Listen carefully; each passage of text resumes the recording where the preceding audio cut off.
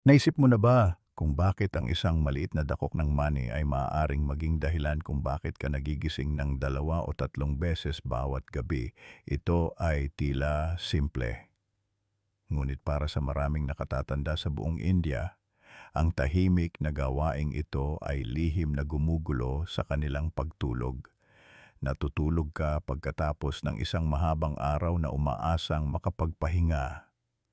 Ngunit ang iyong pantog ay may ibang mga plano.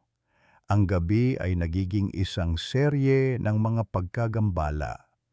Napuputol ang iyong tulog. Ang iyong katawan ay nakakaramdam ng pagod at ang mga umaga ay hindi na sariwa.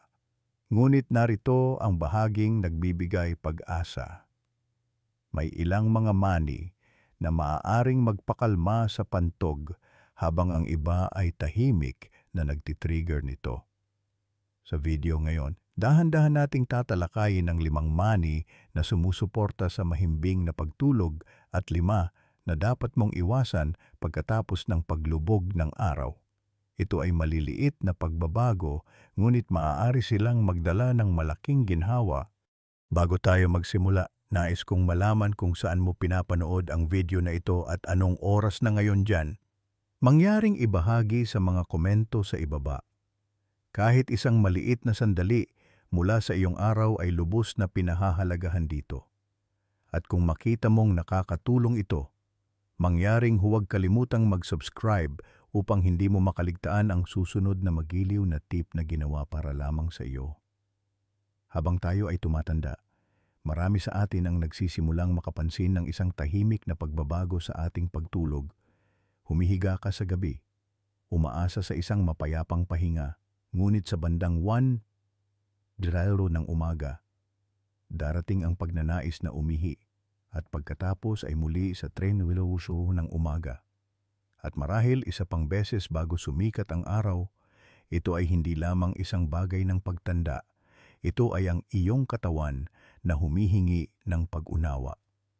Pagkatapos ng edad na 62 ang mga bato, ay nagsisimulang gumana sa isang bahagyang mas mabagal, mas maselang ritmo. Ginagawa pa rin nila ang kanilang trabaho, ngunit ang balanse ng mga likido sa katawan ay nagbabago, lalo na sa gabi. Ang isang hormone na tinatawag na vasopressin na tumutulong na panatilihin ang tubig sa katawan habang natutulog ay nagsisimulang bumaba habang tumatanda. Nangangahulugan ito na mas maraming ihi ang ginagawa sa gabi. Eksakto kung kailan kailangan ng iyong katawan ang mahimbing na pahinga. Kasabay nito, ang mga nerbiyos sa paligid ng pantog ay nagiging mas sensitibo kaysa dati.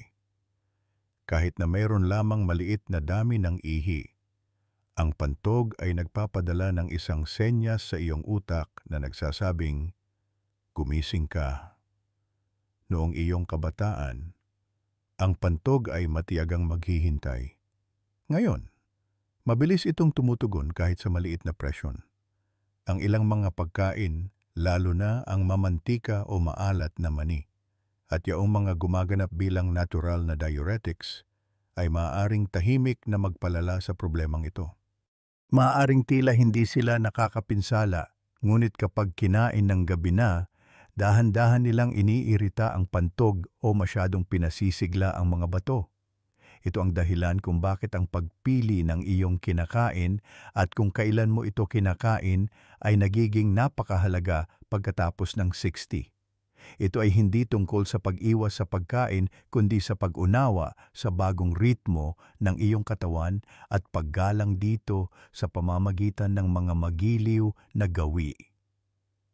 5 mani na tumutulong na maiwasan ang panggabing pag-ihi. 1. Almonds badam, isang magiliw na pamparelax para sa iyong pantog. Ang mga almond ay laging may espesyal na lugar sa mga tahanan sa India, lalo na para sa mga nakatatanda na naghahanap ng parehong lakas at katahimikan sa katawan. Mayaman sila sa magnesium at vitamina E, dalawang sustansya na kilala upang makatulong na i-relax ang mga kalamnan na nakapalibot sa pantog. Habang tayo ay tumatanda, ang mga kalamnan na ito ay nagiging mas reaktibo at ang mga almond ay dahan-dahang tumutulong sa kanila na manatiling kalmado kahit na hindi pa puno ang pantog. Nangangahulugan ito ng mas kaunting maling alarma mula sa pantog sa gabi at isang mas malalim, mas mapayapang pagtulog. Tinutulungan din ng mga almond na i-regulate ang mga antas ng asukal sa dugo na maaaring makabawas sa hindi mapakaling paggising na sanhi ng pagbabago-bago ng enerhiya sa gabi kung ikaw ay isang taong may diabetes o pre-diabetic na kondisyon. Ito ay lalong nakakatulong para mapanatiling matatag ang iyong katawan habang natutulog. Ang pinakamahusay na paraan upang kumain ng almonds ay ibabad ang 5 hanggang 7 piraso sa magdamag. Balatan ang mga ito at kainin sa bandang 5 ng hapon. Iwasan ang malamig na almonds na galing mismo sa ref dahil ang malamig na pagkain ay maaaring makagambala sa panunaw sa mga matatandang katawan. 2. Fox nuts makana. Ang pinakamagaang merienda para sa pinakamabigat na tulog. Ang makana or fox nuts ay isa sa mga pinaka-bladder-friendly na panggabing merienda para sa mga nakatatanda sa buong India. Mababa sila sa langis at asin at hindi sila gumaganap bilang diuretics na nangangahulugang hindi nila itutulak ang iyong mga bato sa sobrang pagtatrabaho sa gabi. Ang makana ay banayad din sa panunaw na tumutulong na bawasan ang presyon sa ibabang bahagi ng tiyan at pantog habang natutulog ka. Naglalaman ito ng calcium at plant protein. Parehong mahalaga para sa pagpapanatili ng lakas at matatag na mga siklo ng pagtulog pagkatapos ng edad na 60.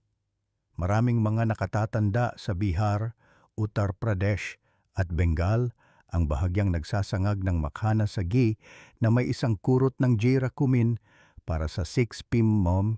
na merienda. Ang simpleng ulam na ito ay nagpapanatili ng gaan sa iyong tiyan at kalmado ang iyong isip habang papalubog ang gabi. Maari mong tangkilikin ang isang maliit na mangkok ng makhana, alinman sa plain o bahagyang tinimplahan, ngunit laging bago mag 7 o 04 ng gabi. 3. Pistachios pista. Natural na nagpaparelax sa urinary tract. Ang mga pistachio ay makulay, masaya, at mayaman sa potassium na tumutulong na i-relax ang mga makinis na kalamnan ng iyong urinary tract. Ang maliit na pag-relax na ito ay may malaking benepisyo, pinipigilan nito ang iyong pantog sa pagpapadala ng mga maling senyales ng pagkaapurahan sa gabi. Bukod pa rito, nag-aalok ang mga pistachio ng natural na suportang anti-inflammatory, lalong kapaki-pakinabang kung meron kang banayad na pangangati sa lining ng pantog. Gayunpaman, ang mga pistachio ay dapat kainin ng may moderation. Ang malaking halaga ay maaaring magdulot ng paglobo ng tiyan o labis na paggamit ng taba na nakakagambala sa pagtulog. Ang inirerekomendang dami ay isang maliit na dakok o mga 28 gramo na kinakain sa pagitan ng 4:30 at 5 ng hapon. Tiyaking pumili ng unsalted plain na pistachios. Iwasan ang mga version na may masala o sinangag na ibinebenta sa mga pakete dahil naglalaman ang mga ito ng sobrang sodium. 4. Flax seeds alsi. Para sa balanse ng hormone at mahimbing na pahinga. Ang flax seeds ay maliliit na kayumangging buto na may nakakagulat na makapangyarihang epekto, lalo na para sa mga matatandang may problema sa pamamaga o mahinang pagtulog.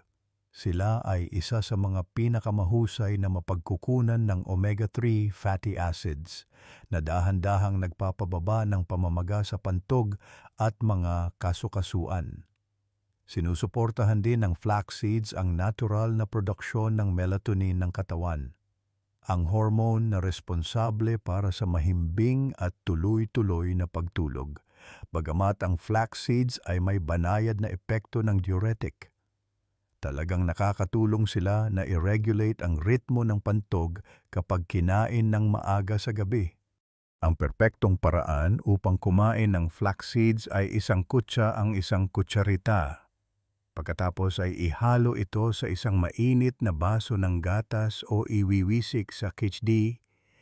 Dapat itong kainin sa bandang 5 to 30 hanggang 6 hilom ng gabi, na nagbibigay sa iyong katawan ng oras upang sipsipin ang mga sustansya at mag-relax bago matulog.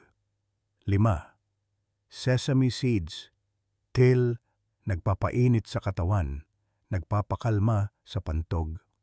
Ang sesame seeds o tilinga ay naging bahagi ng mga tradisyonal na dieta sa taglamig sa India sa loob ng maraming henerasyon, lalo na sa mga kababaihang post-menopausal.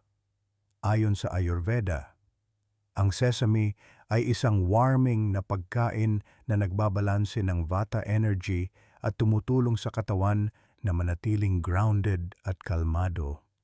Ang maliliit na buto na ito ay mayaman sa malusog na taba, calcium at plant lignans na sumusuporta sa balanse ng hormone at ginhawa ng pantog. Ang til ay lalong nakakatulong para sa mga kababaihang nakakaranas ng madalas na pag-ihi pagkatapos ng menopause dahil pinapakalma nito ang parehong panunaw at ang pader ng pantog. Maaari mong kainin ang sesame seeds bilang isang maliit na lado, isang uri ng kending Indian, pagkatapos ng hapunan o maghalo ng kalahating kutsarita ng til paste sa mainit na gatas sa bandang 7:30 ng gabi. Iwasang pagsamahin ng sesame sa mabibigat na pagkain o matatamis sa gabi. Pinakamahusay itong gumagana ng mag-isa o may magaang na pagkain. Ang bawat isa sa mga mani at buto na ito ay may natatanging paraan ng pagsuporta sa iyong tumatandang katawan, hindi sa pamamagitan ng malalakas na gamot, kundi sa pamamagitan ng magiliw na pang-araw-araw na gawi. Sa pamamagitan ng pagpili ng tamang mani sa tamang oras, tinutulungan mo ang iyong pantog na manatiling kalmado, ang iyong tulog na maging mas malalim, at ang iyong mga umaga na maging mas magaan. At higit sa lahat, ipinapaalala mo sa iyong sarili na kahit sa yugtong ito ng buhay, ang iyong katawan ay nakikinig pa rin, naghihilom, at tumutugon ng may pagmamahal kung aalagaan mo ito ng may kamalayan. 5 mani na dapat mong iwasan. 1. Peanuts mani Moonfali. Isang karaniwang gawi na maaaring tahimik na nagdudulot ng pagkagambala sa gabi. Ang peanuts o mani ay paborito ng marami sa buong India, lalo na tuwing mga gabi ng taglamig kasama ang isang tasa ng chai o isang simpleng pagtitipon ng pamilya. Sila ay abot kaya, nakakabusog, at madalas na sinasangag na may asin o pampalasa na ginagawa silang mas nakakatakam. Ngunit pagkatapos ng edad na 60, nagbabago ang tolerance ng ating katawan kahit sa mga pagkaing dati ay tila hindi nakakapinsala. Ang mani ay natural na mataas sa langis at sodium na maaaring gawin silang mabigat sa panunaw at magpataas ng panloob na init. Para sa mga nakatatanda, ang kabigatan na ito ay humahantong sa paglobo ng tiyan at ang asin ay nagpapataas ng pagkauhaw, lalo na pagkatapos ng paglubog ng araw. Nangangahulugan ito na maaari kang magising ng 1 beses, 2 beses, o kahit 3 beses sa gabi para lamang uminom ng tubig at gumamit ng banyo sa halip na mani. Subukang lumipat sa isang maliit na mangkok ng makhana na bahagyang sinangag sa ghee at cumin. Nagbibigay ito ng parehong lutong at init, ngunit walang presyon sa iyong pantog o mga bato sa gabi. 2. Cashews, kasoy, kaju. Ang nakatagong init na maaaring makagambala sa iyong malamig na pagtulog. Ang cashews o kasoy ay malinamnam at matamis. Madalas na ginagamit sa mga matatamis tulad ng kajuki barfi o mga maligayang curry. Ngunit sa likod ng kanilang malambot na texture ay may isang bagay na mahalaga na hindi alam ng maraming nakatatanda. Ang kasoy ay mataas sa oxalate, isang natural na compound na maaring mangirita sa pantog at maging sanhi ng pagbuo ng bato na bato sa paglipas ng panahon. Para sa mga matatandang may mas mabagal na panunaw o banayad na mga isyu sa bato. Ang kasoy na kinakain ng gabi na ay maaring tahimik na magdagdag sa pagiging sensitibo ng pantog. Ang kasoy ay itinuturing ding heating sa kalikasan. Pinatataas nito ang pitta dosha ayon sa Ayurveda na maaaring makagambala sa pagtulog kung nakakaramdam ka ng init sa gabi o nagigising na pinagpapawisan. Ang kasoy ay maaaring isa sa mga tahimik na sanhi. Kung nasisiyahan ka sa isang bagay na malambot at masustansya sa gabi, subukan ang isang maliit na hiwa ng hinog na papaya sa halip. Pinapakalma nito ang panunaw, pinapalamig ang katawan, at hindi ginugulo ang iyong pantog habang natutulog. 3. Walnuts akrot. Malusog sa umaga, ngunit hindi bago matulog. Ang walnuts o akrot ay madalas na pinupuri bilang brain food at tama naman. Naglalaman sila ng melatonin, isang hormone na sumusuporta sa pagtulog. Ngunit meron din silang mga compound na bahagyang nag-i-stimulate sa pantog. Para sa mga nakatatanda na may sensitibong pantog o may ugali na madalas magising, ang stimulation na ito ay maaring maging isang tahimik na pagkagambala. Hindi tulad ng almonds o pista. Ang walnuts ay may tendensyang magdulot ng kabag sa ilang matatanda, lalo na kapag bumabagal ang panunaw pagkatapos ng paglubog ng araw. Ang kabag na ito ay naiipon sa tiyan. Lumilikha ng banayad na presyon sa pantog kahit na may kaunting ihi lamang. Maaari mong maramdaman ang pagnanais na umihi kahit na kalahati lamang ang laman ng iyong pantog.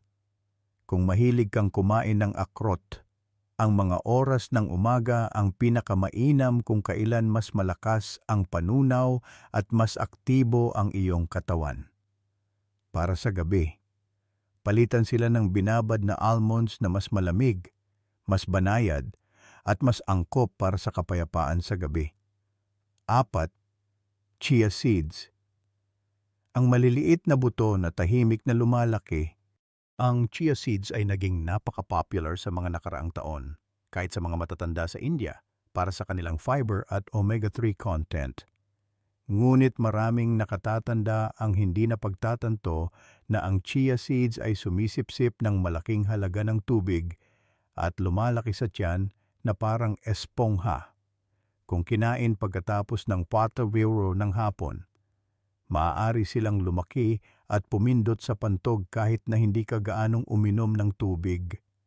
Para sa mga matatandang nakakaramdam na ng paglobo ng tiyan o nakakaranas ng madalas na pag-ihi, ang presyon na ito ay maaaring lumikha ng isang maling pagnanais na gumamit ng banyo.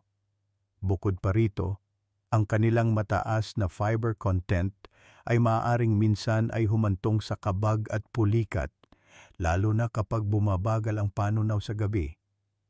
Hindi naman masama ang chia seeds, sila ay malusog, ngunit mahalaga ang timing. Kung gusto mo ang mga benepisyo ng mga buto, lumipat sa bahagyang sinangag na sesame till linga bago maghapunan. Pinapainit nito ang katawan, sumusuporta sa pantog at hindi lumilikha ng bulto sa iyong tiyan sa gabi. 5. Salted mixed nuts. Maalat na sari-saring mani. Isang masarap na halo na maaaring gumising sa iyo na nauuhaw sa 2 ng umaga. Ang mga prepackaged na maalat na sari-saring mani ay naging isang mabilis na merienda para sa maraming matatandang Indian. Lalo na habang nanonood ng TV, nagbabasa ng libro, o sa mga huling gabi ng pakikipag-chat. Ngunit ang kombinasyon ng asin, pampalasa, langis, at mabigat na protina ay hindi perpekto kapag ang iyong katawan ay sinusubukang magpahinga. Ang maalat na mani ay nagpapataas ng pagkauhaw na humahantong sa mas maraming pag-inom ng likido at pinipilit ang mga bato na manatiling aktibo kung kailan dapat silang nagpapahinga. Sa gabi, natural na gumagawa ang iyong katawan ng isang hormone na tinatawag na vasopressin na tumutulong na bawasan ang produksyon ng ihi. Ang sobrang asin ay maaaring makagambala sa hormone na ito, na nagiging sanhi ng paggawa mo ng mas maraming ihi sa gabi. Bilang resulta, napuputo lang yung tulog at nananatiling alerto ang iyong pantog kahit na gusto ng iyong isip na magpahinga.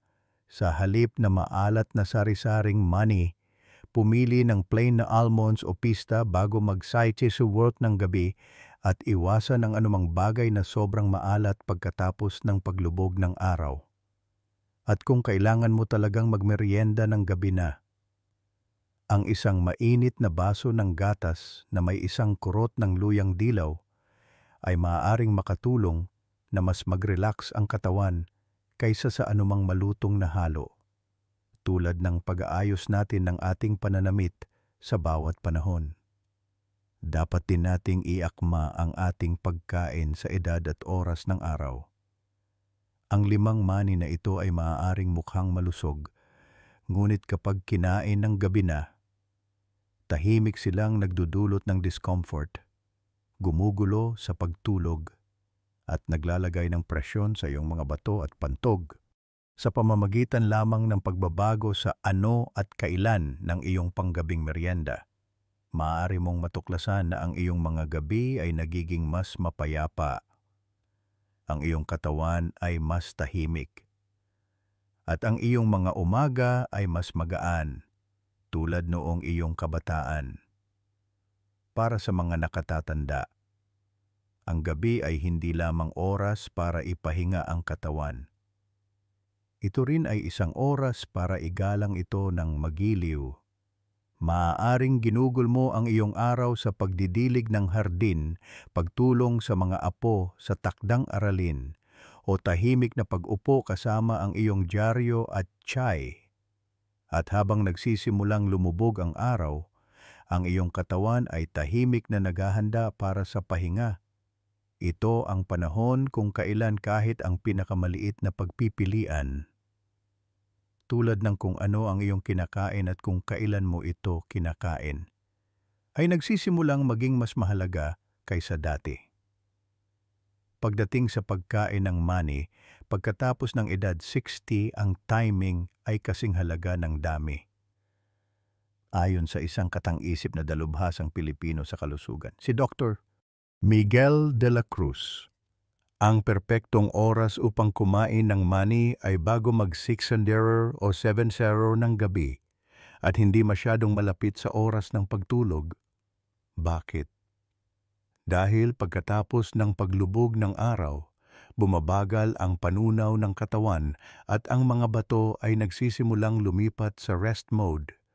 Kung kumain ka ng mabibigat o mamantikang pagkain ng huli na, maaari nilang stimulate ang pantog, pataasin ang produksyon ng ihi, o guluhin ang iyong pagtulog nang hindi mo namamalayan.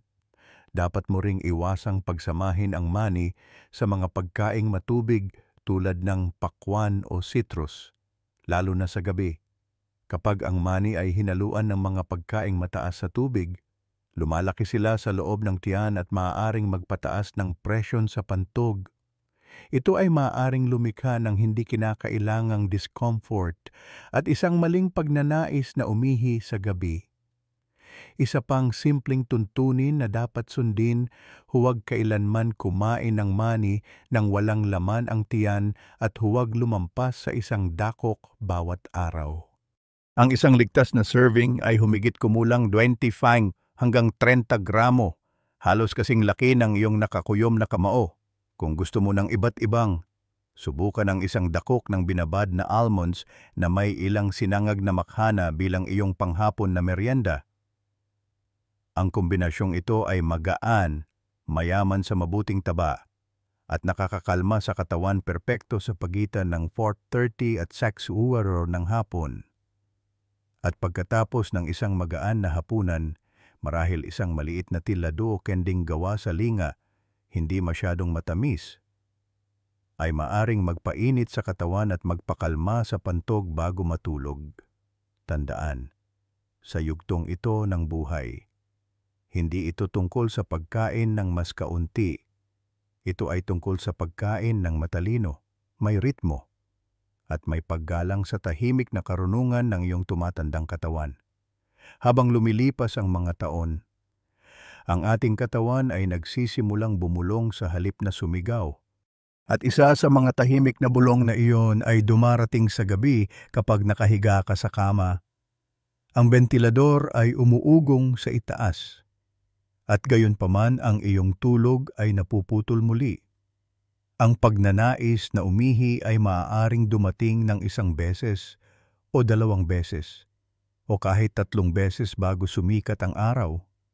At habang marami ang nagsasabing ito ay dahil lang sa edad, ang katotohanan ay may ilang maliliit na pagbabago sa pamumuhay na maaaring gumawa ng isang magandang pagkakaiba.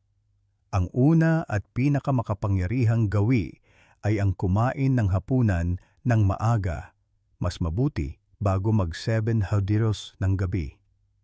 Sa maraming tahanang Indian at Pilipino, ang mga pamilya ay nagtitipon ng huli dahil sa trabaho, mga palabas sa TV o panggabing dasal.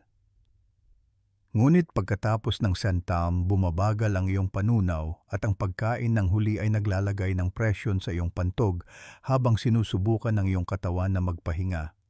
Iwasan din ang mga matutubig na pagkain tulad ng pipino, hilaw na kamatis, o maninipis na sopas pagkatapos ng sanhuro ng gabi. Sila ay malusog sa araw. Ngunit sa gabi, maaari nilang pataasin ang produksyon ng ihi at guluhin ang iyong pagtulog. Ang pangalawang tip ay isa na madalas na hindi napapansin ng maraming nakatatanda. Iwasan ang tsa, gatas, o anumang likido pagkatapos ng autumn rainbows ng gabi. Bagamat ang isang baso ng maligamgam na gatas ay maaaring maging komportable, nagdaragdag ito ng likido sa iyong sistema bago mismo matulog. Nagbibigay ito sa iyong mga bato ng mas maraming ipoproseso at sa iyong pantog ng mas maraming dahilan para gisingin ka. Kung ang iyong lalamunan ay tuyo, uminom lamang ng ilang higop, sapat lamang para lunukin ang anumang gamot, ngunit hindi isang buong tasa. Isa pang tahimik na patibong ay ang ugali ng pagpunta sa banyo just in case bago matulog. Ito ay tila matalino, ngunit sa totoo lang ay sinasanay nito ang iyong pantog na mag-empty ng maaga, kahit hindi pa ito puno. Sa paglipas ng panahon, natututo ang iyong katawan na gumising para sa napakaliit na dami ng ihi, na nagdudulot ng mas madalas na pagkagambala sa pagtulog. Kaya sa halip, pakinggan ang iyong tunay na pagnanais, hindi ang ugali. At kung hindi ka sigurado, libangin ang iyong sarili sa isang maikling panalangin, isang malambing na bhajan, o ilang pahina mula sa Ramayana o Biblia. Ngayon pag-usapan natin ang iyong posisyon sa pagtulog. Isang bagay na bihirang talakayin ngunit napakahalaga. Subukang matulog na nakatagilid sa iyong kaliwa dahil ang posisyong ito ay nagbabawas ng presyon sa iyong pantog at nagpapabuti ng panunaw. Gumamit ng isang mababa, malambot na unan upang mapanatiling tuwid ang iyong leeg at maglagay ng manipis na unan sa pagitan ng iyong mga tuhod kung meron kang sakit sa likod. Magsusuot din ng magaan na damit pantulog na gawa sa cotton. Iwasan ng polyester o mabibigat na tela na nagkukulong ng init. Ang isang malamig, mahangin na silid ay tumutulong na i-regulate ang mga hormone tulad ng vasopressin na nagbabawas ng panggabing pag-ihi. Hindi ito malalaking pagbabago. Sila ay maliliit na gawa ng pag-aalaga na ginawa hindi lamang para sa ginhawa kundi para sa dignidad. Dahil ang paulit-ulit na paggising sa gabi ay hindi lamang sumisira sa iyong pagtulog. Dahan-dahan nitong sinisira ang iyong kumpiyansa at nararapat sa iyo ang mas mabuti. Nararapat kang magpahinga ng mahimbing, gumising na nakangiti at maging matatag muli sa iyong katawan. Hayaan mong ang gabing ito ang maging gabi na subukan mo kahit isa lang sa mga maliliit na pagbabagong ito. Marahil ito ay magsisimula sa isang mas maagang hapunan o isang mas kaunting tasa ng tsa. At mari mong matuklasan na ang iyong pagtulog ay nagiging mas malambot. Ang iyong mga umaga ay mas malinaw at ang iyong puso ay medyo mas magaan. Kaya ngayon, dahan-dahan nating tinalakay ang isang bagay na maaaring tila maliit, ilang uri lamang ng mani at ilang mga gawi sa gabi. Ngunit tulad ng alam mo na ngayon, ang mga simpleng pagpipiliang ito ay maaaring gumawa ng isang tunay na pagkakaiba sa kung gaano kakapayapa matulog, kung gaano kakapahinga, at kung gaano kagaan ang iyong mga umaga. Minsan ang mabuting kalusugan ay hindi tungkol sa malalaking gamot o mahigpit na mga patakaran. Ito ay tungkol sa pag-unawa sa tahimik na mga pangangailangan ng iyong tumatandang katawan at pagtugon ng may pagmamahal. Kung mayroong isang bagay sa video na ito na umantig sa iyong puso o nagpaisip sa iyo tungkol sa iyong sariling paglalakbay, lubos kong gustong marinig mula sa iyo. Mangyaring ibahagi ang iyong mga saloobin o isulat lamang ang salitang pag-asa sa mga komento dahil ang pag-asa ay isang magandang bagay. Ipinapaalala nito sa atin na ang pagbabago ay laging posible, anuman ang edad. At kung nakita mong nakakatulong ang video na ito, mangyaring huwag kalimutang mag-subscribe sa channel, pindutin ang bell icon, at ibahagi ito sa isang kaibigan o mahal sa buhay na maaaring mangailangan din ng ginhawang ito. Ang iyong isang maliit na aksyon ay maaaring magdala ng kaluwagan sa isang taong tahimik ding nahihirapan. Hanggang sa muli nating pagkikita. Hangad ko sa iyo ang mga gabing kasing kalmado ng simoy ng hangin sa iyong bakuran at mga umagang kasing sariwa ng unang higop ng kape sa tabi ng iyong bintana. Mag-ingat ka at naway matagpuan ka ng kapayapaan ng magiliw ngayong gabi at sa bawat gabing darating